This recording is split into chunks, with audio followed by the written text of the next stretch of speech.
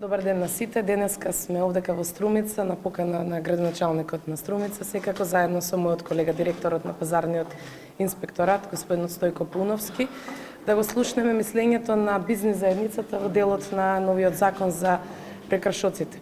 Овој пат на вистина сакаме да ги воведеме во на некој начин столб на сето ова да биде превенцијата, односно опомената, а да ги отрнеме оние драконски репресивни казни со кои што фирмите на некој начин се уништуваа.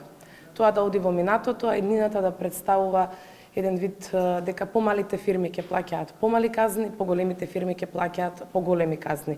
Нашата цел не е да ја намалиме дисциплината на даночните обврзници и генерално на фирмите и на физичките лица, туку едноставно да го дадеме оптималното решение со кое што казните пред се ќе представуваат основа за едно успешно работење.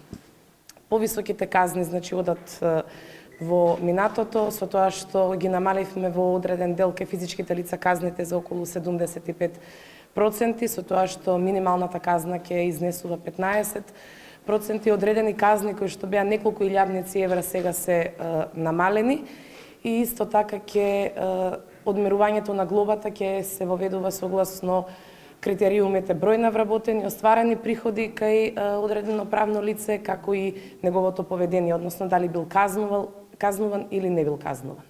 Така, во тие големи казни, каква е статистиката? Биле изречени огромни казни, наплатени ли биле или фирмите завршиле во стечај? Успешно ли било тоа со тие големи казни? Предпоставам дека некаде било успешно остварувањето на наплатата, некаде се поведе судски постапки или пак постапка пред второстепената комисија за одлучување по инспекцијски надзор и прекршачна постапка. Некаде секако дека одредени фирми не можејќи да го издржат тој голем притисок од високите глоби, во тој случај се отишле во стечај или се затвориле фирмите или отишле во ликвидација и така натаму. Така. И само едно прашање на одборот темата во врска со пријавувањето за даноци, што ќе се случи со оние граѓани кои што нема тоа да го направат до 31.12, дали ќе има казни и што е со оние наши сограѓани кои што се во странство, остваруваат приходи само во странство, дали тие треба да се регистрираат за ова и дали ќе може наредната година да оди пријавувањето?